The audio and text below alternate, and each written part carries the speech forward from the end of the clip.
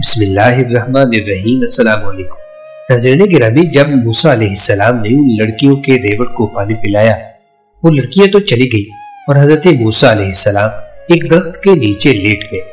جب وہ لڑکیاں گھر پہنچی تو ان کا بوڑھا باپ بہت حیران ہوا اور پوچھا کہ آج تم پہلے ہی کیوں آ گئی ہو؟ انہوں نے کہا کہ ایک پردیسی نوجوان آ گیا تھا جس نے ہماری بکریوں کو پہلے پانی پلا دیا۔ بوڑھے باپ نے کہا کہ یہ احسان فراموشی ہوگی کہ ہم اپنے محسن کے ساتھ کوئی اچھا سلوک نہ کریں۔ جاؤ پردیسی نوجوان کو اپنے گھر بلا لاؤ تاکہ ہم اس کی کچھ خدمت کر سکیں۔ چنانچہ ایک لڑکی گئی اور حضرت موسیٰ علیہ السلام کو ساتھ لے آئی۔ ان کے باپ نے حضرت موسیٰ علیہ السلام کو کھانا کھلایا اور اس طرف آنے کی وجہ پوچھی۔ آپ نے تمام واقعہ سنا دیا۔ اس لڑکی نے جو آپ کو بلانے گئی تھی اپنے بزرگ باپ سے کہا کہ بابا جان، بہتر ہوگا کہ اس نوجوان کو ملازم رکھ لیا جائے۔ ملازم وہی اچھا ہوتا ہے جو ایماندار بھی ہو اور طاقتور بھی ہو۔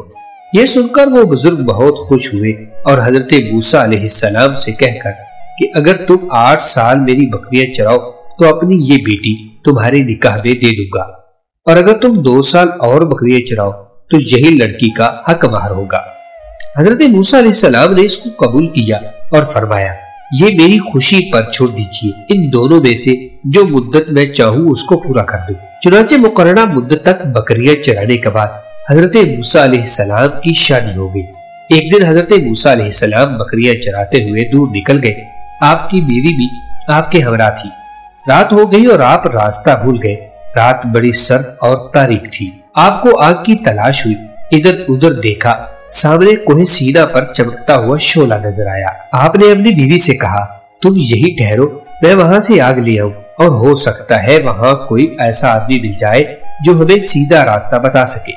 آپ چلے جا رہے تھے اور آگ دور ہوتی جا رہی تھی۔ جب کچھ دور تک چلنے کے بعد بھی آگ سے دور رہے تو حضرت موسیٰ علیہ السلام خوف کھانے لگے اور قریب تھا کہ واپس ہو جائے کہ آواز آئی، اے موسیٰ علیہ السلام، میں تیرا پروردگار ہوں، اپنا جوتا اتار دے، یہ تو واقعی مقدس وادی ہے، میں نے تجھ کو رسالت کے لیے چن لیا ہے، بس جو کچھ حکم دوں اس کو غور سے سن۔ سچ ہے، خدا کے دین کا موسیٰ سے پوچھئے، احوال کے آگ لینے کو جائے، پیغمبری مل جائے۔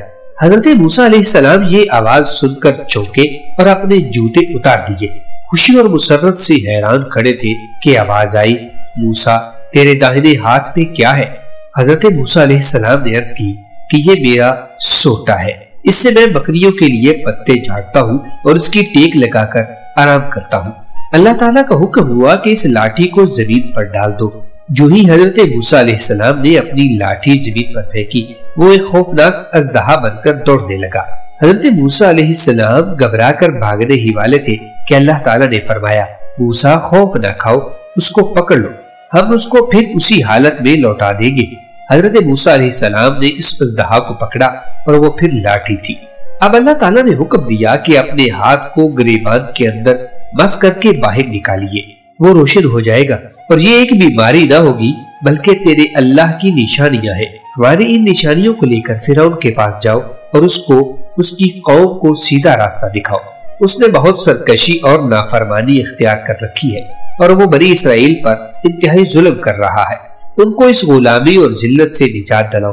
حضرت موسیٰ علیہ السلام اپنے بھائی کو ساتھ لے کر فرعون کے دربار میں گئے اور فرعون سے کہا، خدا نے مجھے اپنا پیغمبر اور رسول بنا کر تیرے پاس بھیجا ہے، ہم تم سے 2 باتیں کہتے ہیں، ایک تو خدا واحد پر ایمان لے آؤ، دوسرے بنی اسرائیل پر ظلم و ستم سے باز آؤ اور ان کو غلامی سے نجات دے دو۔ فرعون سے کافی باتیں ہوئی۔ حضرت موسیٰ علیہ السلام نے پیار و محبت سے فرعون کو سمجھانے کی بہت کوشش کی، اور جب اس سے کوئی جواب نہ بن آیا تو درباریوں سے کہنے لگا، یہ کوئی پاگل معلوم ہوتا ہے، اور اپنے وزیر بامان سے کہنے لگا کہ ایک اونچی عمارت بناؤ جس پر چڑھ کر میں موسیٰ کے خدا کو دیکھ سکوں، اور میں تو اس کو جھوٹا سمجھتا ہوں۔ حضرت موسیٰ علیہ السلام نے کہا، میں اپنی صداقت میں تیرے پاس ظاہر نشان لایا ہوں۔ فرعون نے کہا، اگر تیرے پاس کوئی نشان ہے تو ہمیں بھی دکھا۔ حضرت موسیٰ علیہ السلام نے اپنی لاٹھی کو زمین پر پھینک دیا اور وہ ایک خوفناک اژدہا بن گیا۔ پھر اپنا ہاتھ گریبان کے اندر لے گئے، جب نکالا تو وہ ایک روشن ستارے کی طرح چمک رہا تھا۔ یہ دیکھ کر فرعون کے درباری چلا اٹھے کہ یہ تو کوئی بہت بڑا جادوگر ہے، چنانچہ یہ فیصلہ ہوا کہ اب تو موسیٰ علیہ السلام اور ہارون کو جانے کچھ دن بعد اپنی سلطنت کے تمام بڑے بڑے جادوگروں کو اکٹھا کر کے حضرت موسیٰ علیہ السلام سے مقابلہ کرایا جائے۔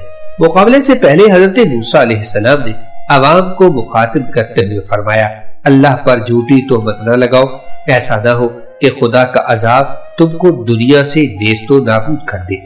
جادوگروں نے آگے بڑھ کر کہا، ان باتوں کو جانے دو، اب ذرا دو دو ہاتھ ہو جائیں، اب یہ بتاؤ کہ پہل تم کرو گے یا ہم کریں گے۔ آپ نے دیکھا کہ ان پر کوئی بات اثر نہیں کرتی تو آپ نے فرمایا کہ پہل تمہاری طرف سے ہونی چاہیے۔ اب ان جادوگروں نے اپنی رسیاں باندھ اور لاٹھیاں زمین پر ڈال دی جو اژدہا بن کر زمین پر دوڑنے لگے۔ یہ دیکھ کر حضرت موسیٰ علیہ السلام کچھ گھبرا گئے، مگر اسی وقت خدا کا حکم ہوا، موسیٰ خوف نہ کھاؤ، ہمارا وعدہ ہے کہ تم غالب رہو گے، اپنی لاٹھی کو زمین پر ڈال دو۔ حضرت موسیٰ علیہ السلام نے فوراً اپنا عصا زمین پر پھینک دیا اور وہ ایک اژدہا بن گیا جس نے تمام جادو کے زور سے بنے ہوئے نمائشی سانپوں کو نگل لیا۔ جادوگر یہ دیکھ کر سخت حیران ہوئے اور پکار اٹھے کہ موسیٰ علیہ السلام کا یہ عمل جادو نہیں ہے بلکہ خدا کا معجزہ ہے، اور فوراً سجدے میں گر پڑے اور اعلان کیا کہ ہم موسیٰ علیہ السلام اور ہارون کے خدا پر ایمان لے آئے ہیں۔